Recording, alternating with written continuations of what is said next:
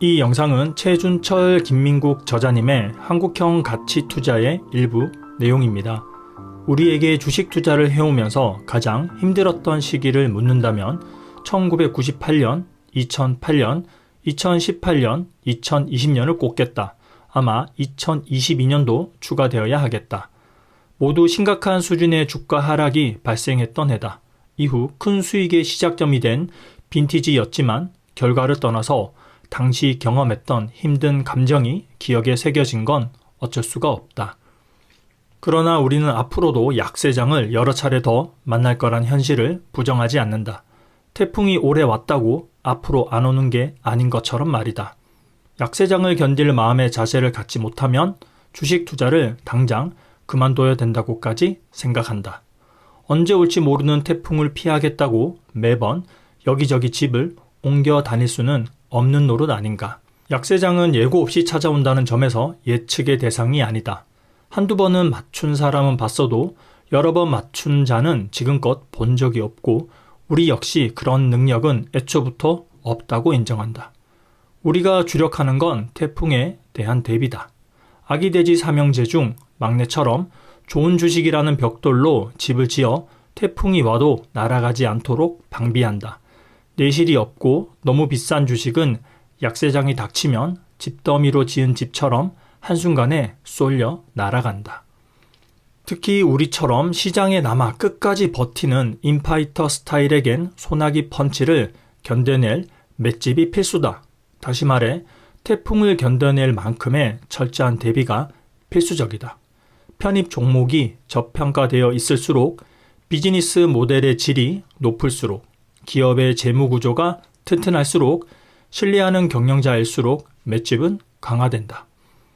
약세장은 태풍 앞에 선 우리가 보유한 기업들이 얼마만큼의 맷집을 갖고 있는지를 테스트하는 심판대다. 이 중 탁월한 경영자는 태풍이 아무리 강력해도 어떻게든 파도를 넘어서는 선장처럼 위기를 능숙하게 헤쳐나간다. 또한 이런 경영자들은 시험 난이도가 역대급으로 올라가더라도 차분하게 문제를 풀어내는 학생의 이미지를 떠올리게 한다. 그 다음에 중요한 일은 올바른 사후 대응이다. 먼저 하락의 이유를 너무 세세하게 파고드는 행동을 경계해야 한다. 집채만한 파도가 해안가를 덮치고 길거리에 서 있던 나무가 뽑혀져 나가는 자극적인 영상을 담은 태풍 속보를 너무 자주 시청하면 공포감만 커진다. 마찬가지로 하락장 한가운데서 각종 경제 뉴스를 통해 침체의 원인에 관한 해설을 계속 듣다 보면 막연한 불안감만 키우는 꼴이 되고 만다.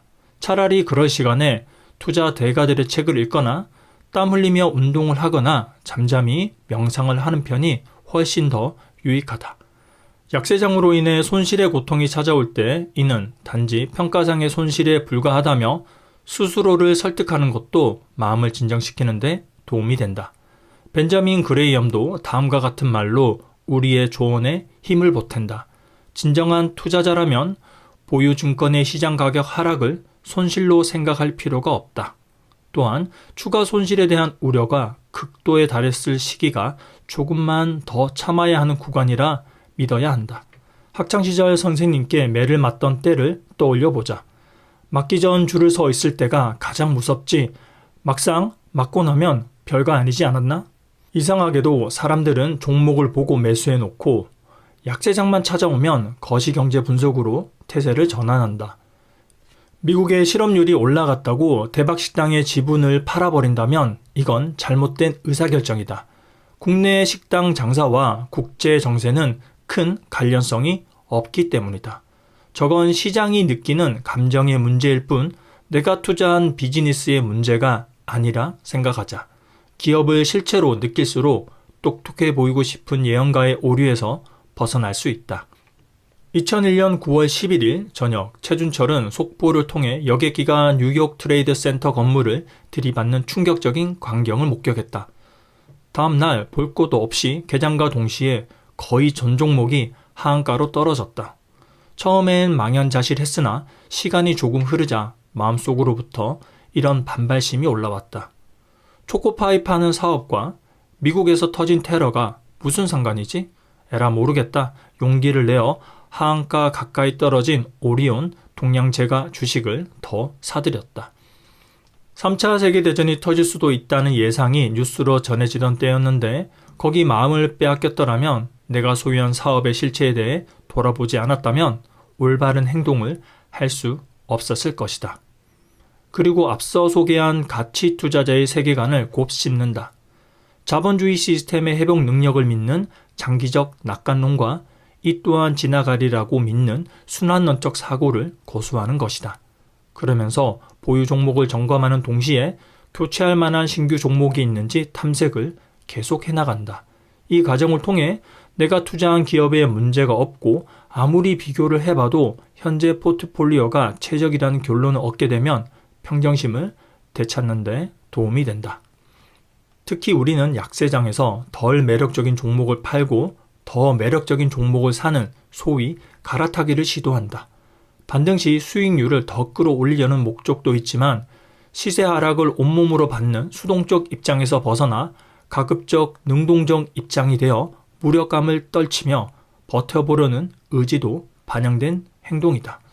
경험에 따르면 약세장에서 갈아타기를 거듭할수록 자신이 가장 잘 알고 확신이 높은 종목의 비중이 계속 높아진다. 극한의 시험대에서 자신이 가진 확신과 능력의 범위를 재확인하는 셈이다. 이게 반등 때 결국 승부수 역할을 한다. 혼란스러운 상황에서도 분석을 이어가기 위해선 평소의 루틴을 만들어둘 필요가 있다. 그래야 아침에 출근해서도 해야 할 일을 그냥 해낼 수 있다. 루틴은 운동선수들이 최고의 운동 능력을 발휘하기 위해 습관적으로 하는 동작이나 절차를 뜻한다. 예컨대 어떤 프로야구 선수가 경기 3시간 전에 도착해 스트레칭을 한 후 운동장을 10바퀴 돌고 운동장 선을 밟지 않고 대기실로 들어가는 것 따위가 이에 해당한다. 루틴을 일정하게 반복하면 극도의 긴장 상황이나 외부 충격 속에서도 평정심을 유지하는 힘이 생긴다.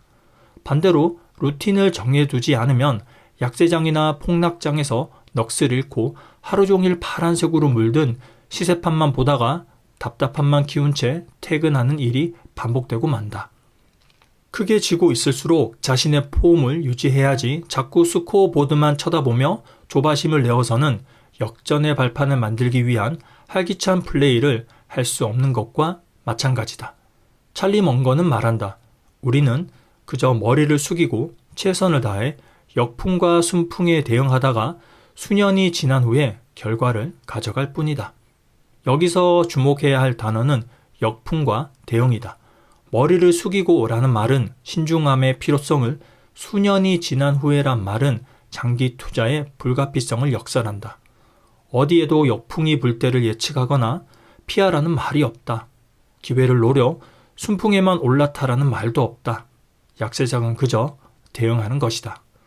약세장에서 심리를 다스리지 못한 벌칙은 두 가지다. 첫째는 바닥에서 주식을 팔아버리는 실수다. 손실이 확정되면 물론이고 반등 구간을 놓쳐 수익률 회복 기회의 상실을 가져오는 행동이다.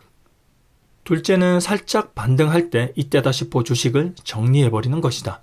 그간 쌓인 괴로움에서 벗어나기 위해 반등이 수차례 좌절된 경험이 패턴화되어 나타나는 행동인데 이 역시 본격 반등에 올라타지 못하는 결과를 가져온다. 따라서 약세장에서는 심리적 안정과 계획적인 대응이 필수적이다. 약세장은 일시적인 현상이며 이를 견뎌내는 투자자만이 장기적으로 성공할 수 있다.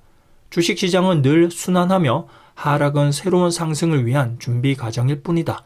따라서 장기적인 안목을 가지고 투자를 지속하는 것이 중요하다.